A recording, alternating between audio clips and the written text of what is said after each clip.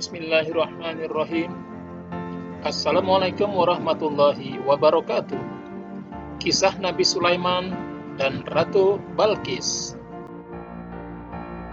Namun sebelum melanjutkan, jangan lupa like, subscribe, serta share video ini ke orang-orang terdekat Anda supaya lebih bermanfaat. Berdasarkan garis keturunannya, kita semua pasti tahu kan bahwa Nabi Sulaiman itu adalah anak dari Nabi Daud.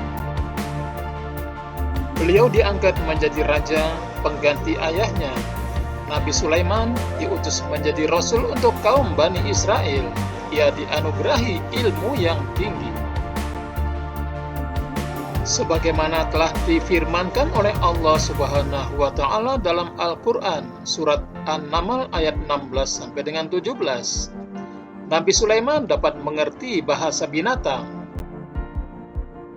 dan juga mampu menjadi pemimpin dari bangsa jin. Yang artinya, dan Sulaiman telah mewarisi Daud, dan dia berkata, "Hai manusia, kami telah diberi pengertian tentang suara burung, dan kami diberi segala sesuatu.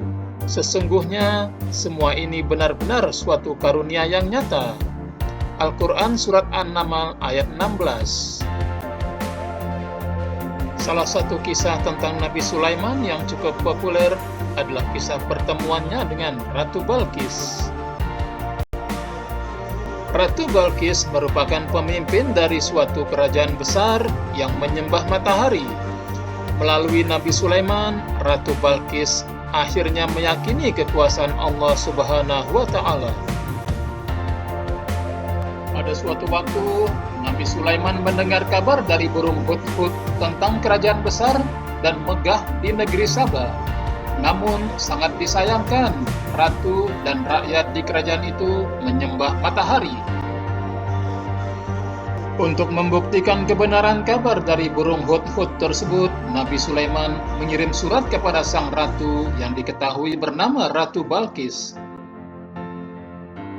Di dalam suratnya, Nabi Sulaiman mengajak Ratu Balqis dan rakyatnya untuk mulai menyembah Allah Subhanahu wa taala.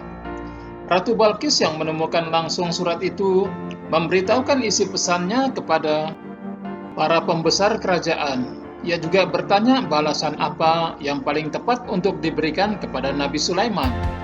Setelah berdiskusi, mereka bersepakat untuk membalas surat itu dengan memberikan hadiah.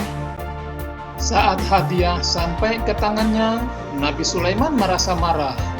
Ia berdiri dari duduknya sambil berucap, "Apakah patut kamu menolong aku dengan harta? Apa yang diberikan Allah kepadaku lebih baik daripada apa yang diberikannya kepadamu, tetapi kamu merasa bangga dengan hadiahmu." Nabi Sulaiman mengembalikan hadiah pemberian Ratu Balqis. Ia juga bermaksud untuk memperingatkan Ratu Balqis dan para pembesarnya agar tidak bersikap sombong. Selanjutnya, Nabi Sulaiman bertanya kepada para bala tentaranya, siapa di antara mereka yang bisa membawa singgasana Ratu Balqis sebelum sang ratu datang kepada Nabi Sulaiman? Para jin berkata, "Kami akan datangkan kepadamu singgasana itu sebelum engkau berdiri dari tempat dudukmu."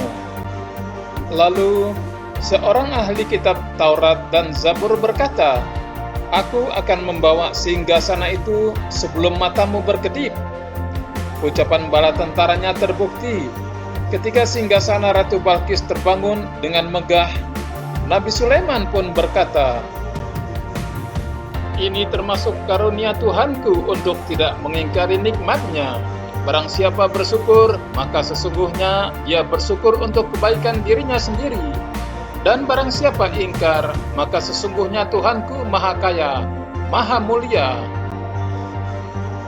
Undangan kepada Ratu Balqis pun dikirim.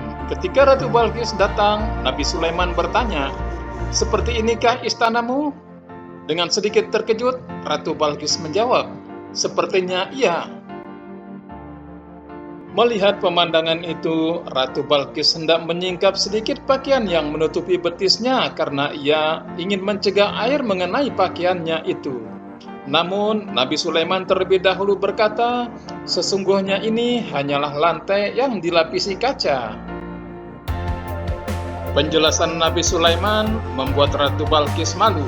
Lalu, dengan sungguh-sungguh ia berkata, "Ya Tuhanku, sungguh aku telah berbuat zalim terhadap diriku.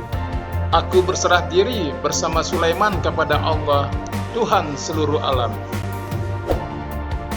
Terima kasih sudah nonton. Jangan lupa like, subscribe, dan share ya.